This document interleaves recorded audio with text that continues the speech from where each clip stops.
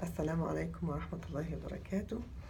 Dear sisters, my name is Ghada Shendy. I'm a physiotherapist, and today I'm gonna be with you maybe for 10 to 15 minutes talking about low back pain and also the difference between the back pain and the pelvic pain, and give you some tips about how you protect your back.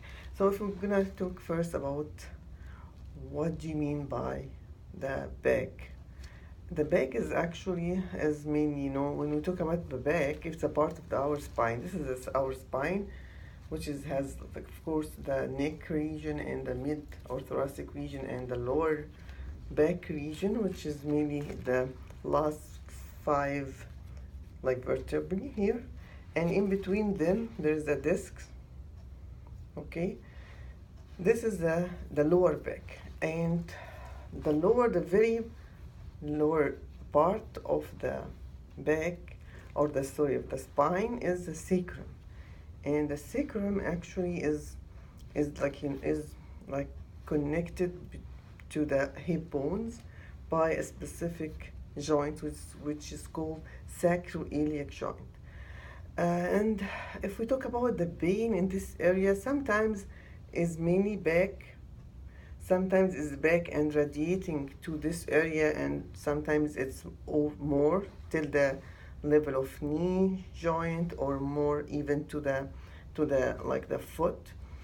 And this is different thing also, but it's also relating to the back pain. Okay, and or sometimes it's only the pain is the pelvic region, which mainly going to be in this joint, or in this joint in the symphysis pubis in front. Okay, so maybe usually during pregnancy, if we talk about the first about the pelvic pain, just like quickly, usually during pregnancy, when the size of the baby increase, it's actually can pull little bit the hip bone forward like this. So sometimes there's actually forward rotation in the sacroiliac joint, which mainly causing the pain for the mom, and the pelvic region, which sometimes is called like pelvic out, which is it means that the movement happened. There's some movement happened in this joint, sacroiliac joint. Back to the back. Okay, so if we talk about what is the most common reason for the back pain, the most common reason usually is the posture. And usually when we are sitting for prolonged time, usually we are sitting in a poor posture, which is like this. If we talk about, and I'm gonna actually send pictures for all this, so to be clear. So sitting in poor posture, standing in poor posture, lifting in poor posture, even walking. Some people walking just bending forward like this. Some bending. So continuously bend the back. It's actually affecting on the natural curve of the back. If we talk again, if we again hold the model here, there is natural curves in each area of the spine. In the back, it's curved and it's lordosis. Okay. So if we keep bend our back forward during sitting or standing or lifting, or even walking, sometimes what happened that we lose this normal or natural curve, which is later on going to be a source of a chronic pain. What happened if we talk about specifically about sitting? which is, in our sedentary life, we are sitting more now than before. Like sitting on computer, holding the cell phone, all this sitting affecting our back. So what happened if we keep this posture? If we sit for like few seconds or few minutes, what happened that our muscle that relax. So our body gonna sag like this, and continuous or prolonged keeping of this position to be like a habit. That's put like a pressure or like a stretch it for the ligaments. Okay, a stretch for the ligaments of the spine here, and later on actually it may affect also or distort even the disc. And if this has became a habit, and this distortion habit happened, actually the pain gonna be either in movement or in in a position. So the pain will be mostly all the times. So I'm gonna give you some exercise to correct the posture in sitting, specifically in sitting. So if we sit first, like in a slouch position like this, and then correct the position for the maximum correction, and stay for a few seconds, maybe 5. Then repeat this for 10 to 15 times, and do it like 3 times a day, 1 in the morning, 1 in the afternoon, and 1 evening. Then every time you feel pain in the back, you can do those exercise. If you keep this, your mind now what is the bad posture and what is the good one. But it is not possible to keep this all the time. That's a strain actually for your muscle.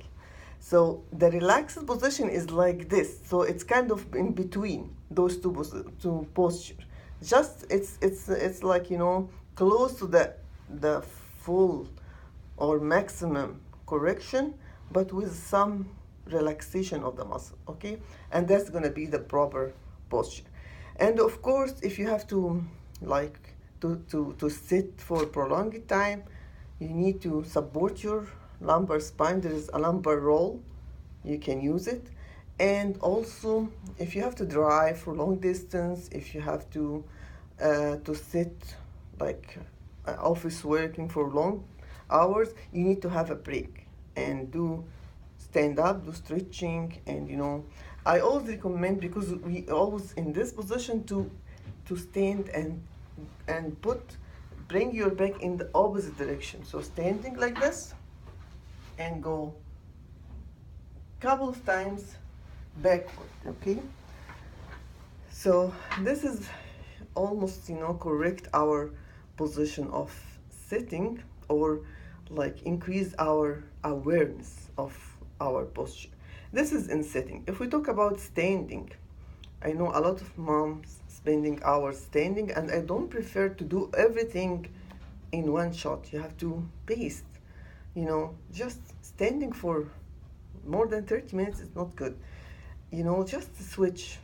Standing for a while, sit, walk, do different things. You don't have to do you don't have to stand for 1 hour doing something. That's too much, specifically the kitchen.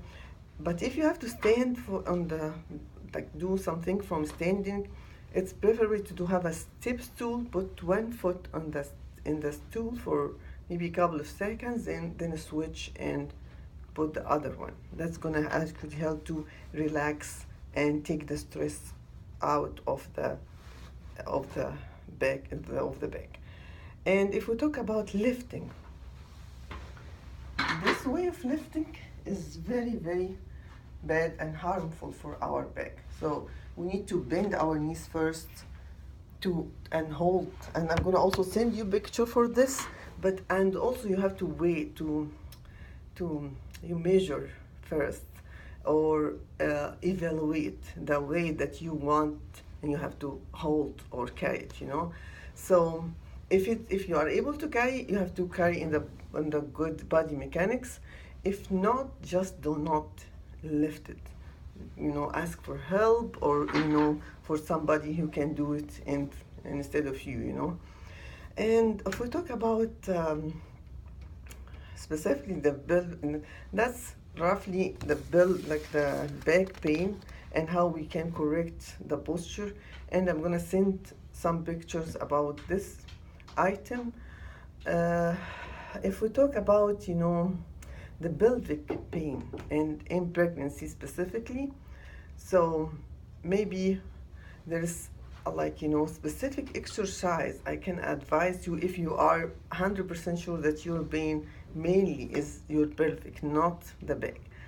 The butterfly, that you put your feet together and open your legs. This actually is really good for your pelvis, and it will relax, specifically in pregnancy, or if you have pelvic girdle pain. That's gonna help, okay, to relax the ligaments of the sacroiliac joint, these ligaments here, okay.